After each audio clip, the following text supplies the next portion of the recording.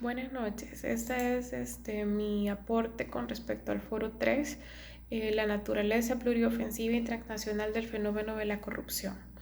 El fenómeno de la corrupción ha cobrado mayor relevancia desde los años 90 y podemos encontrar este fenómeno en prácticamente todos los países del mundo, sin importar son países ricos, países pobres, países que se encuentran bajo un sistema democrático o bajo cualquier otro sistema político. Es por esto que en los últimos años se han creado numerosos instrumentos internacionales con el propósito de poder regular este fenómeno, sancionarlo e incluso prevenirlo.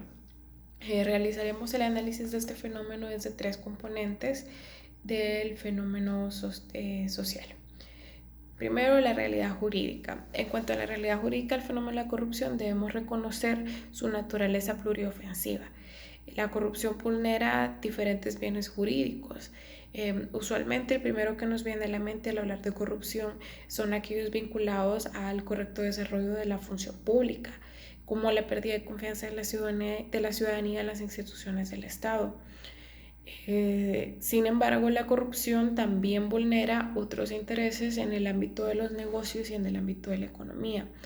Muchos de estos efectos son una reacción en cadena, lo que a veces no hace tan evidente la conexión con la corrupción, pero efectivamente están conectados.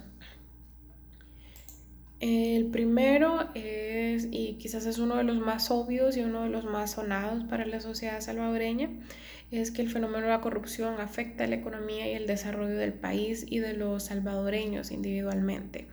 La desviación de fondos públicos que están destinados a proyectos sociales o a proyectos en beneficio del desarrollo del país son redirigidos a patrimonios particulares, lo cual afecta pues principalmente a los salvadoreños de escasos recursos, pero a fin de cuentas afecta a la sociedad salvadoreña en general.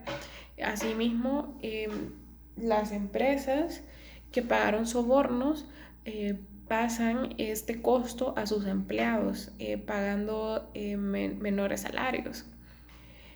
Segundo, también cuando se dan actos de corrupción y estos quedan en impunidad, se dañan las bases del Estado de Derecho.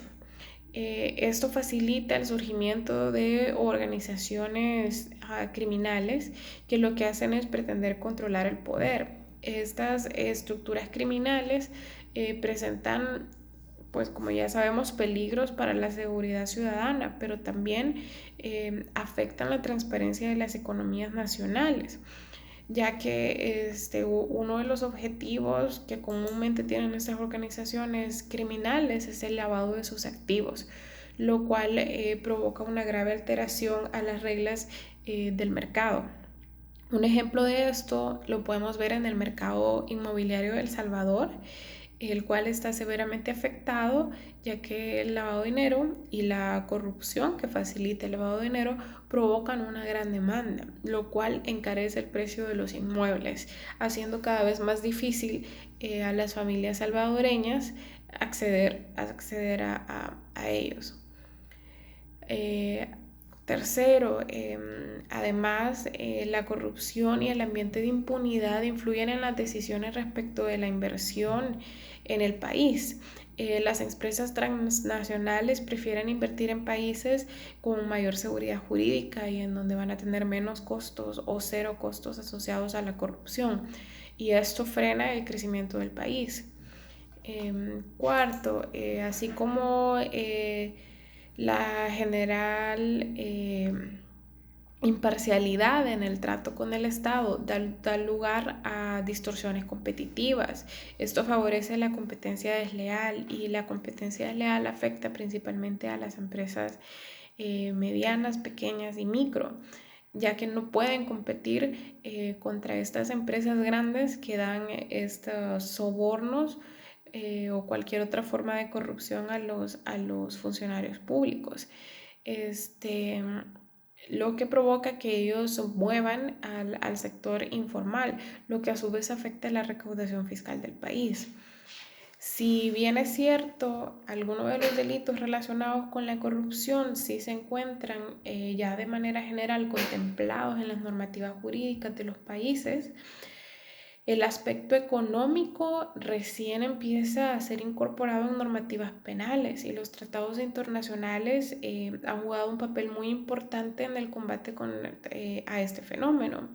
Los tratados internacionales han incorporado tanto medidas represivas como medidas preventivas, promocionando políticas de prevención como campañas para crear conciencia de los perjuicios, capacitaciones a los funcionarios públicos, promoción de la participación ciudadana, guías de buenas prácticas, entre otros. Ahora, como el segundo componente, la realidad individual. Al analizar el componente de la realidad individual respecto al fenómeno de la corrupción, vemos cómo ésta siempre se ha centrado en los funcionarios públicos o quienes ejercen funciones públicas. Sin embargo, suele dejarse afuera la intervención del sector privado junto con el público en hechos de corrupción y se excluye aún más los actos de corrupción que se dan únicamente entre el sector privado. La Convención sobre la Corrupción del 2003 resalta las consecuencias económicas de la misma e introduce normas que apuntan tanto al sector público como al sector privado. Contempla el soborno, la malversación de bienes en el sector privado y el blanqueo del producto del delito.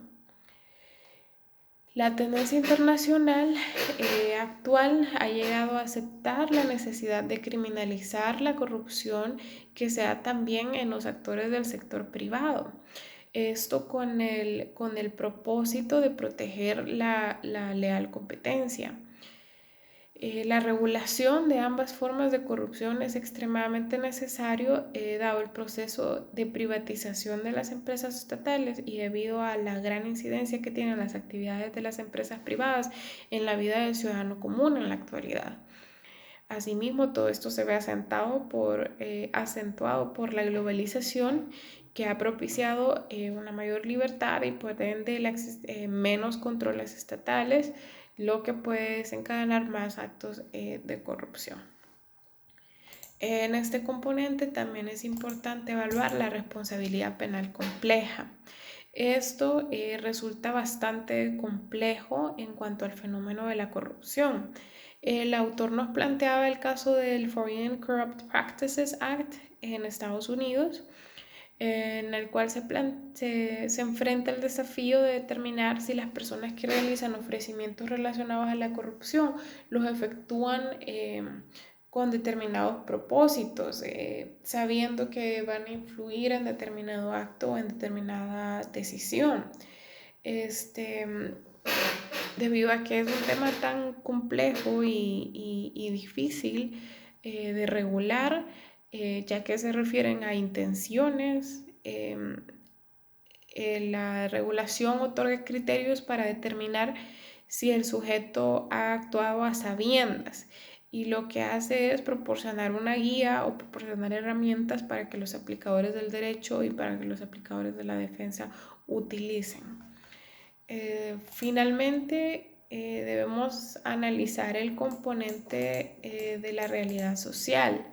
La delincuencia es una realidad que tiene como contenido el conjunto de delitos que en un momento dado y dentro de una sociedad determinada se presentan. El fenómeno de la corrupción, como ya sabemos, azota fuertemente a Latinoamérica y analizarlo desde la relación geográfica nos permite conocer sus causas, y también cultural nos permite conocer sus causas y su extensión. Igualmente, El Salvador es un país fuertemente afectado por la corrupción, en el que tenemos a un expresidente en la cárcel, otro que falleció durante el proceso penal y otro que huyó y se encuentra con asilo político en otro país. Esto sin tomar en cuenta que la mayoría de los delitos de corrupción en El Salvador pasan por la impunidad y aún más de ellos quedan en lo que se conoce como la cifra negra. Es decir, que no están reportados en el sistema, ¿verdad? Esto debido a que la sociedad salvadoreña ha llegado a un punto de cierta costumbre en este actuar de corrupción y ha perdido sensibilidad acerca de la naturaleza pluriofensiva de este crimen y cómo este afecta numerosas esferas de nuestra sociedad, especialmente la económica. Tal como se mencionaba, quizás la más evidente para el salvadoreño en cuanto a las afectaciones de carácter económico es cómo la corrupción provoca que fondos destinados al desarrollo del país o a proyectos de bienestar social sean apropiados por patrimonios particulares. Sin embargo, en nuestra sociedad podemos mencionar innumerables consecuencias tanto sociales como económicas de la corrupción.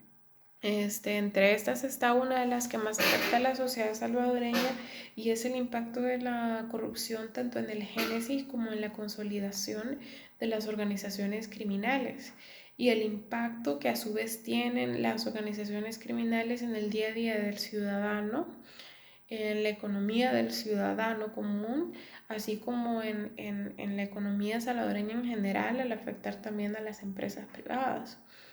A manera de conclusión, si bien es cierto, valores públicos como la probidad y la transparencia han ganado espacio en el ámbito político, El Salvador necesita acciones, necesita que se implementen además de tipos penales que protejan todos los bienes jurídicos afectados por este fenómeno, además de un sistema judicial fuerte que derrote la impunidad. Necesita también políticas de prevención como campañas para crear conciencia de los prejuicios que ocasiona la corrupción, promover la participación ciudadana y promover una cultura de rendición de cuentas.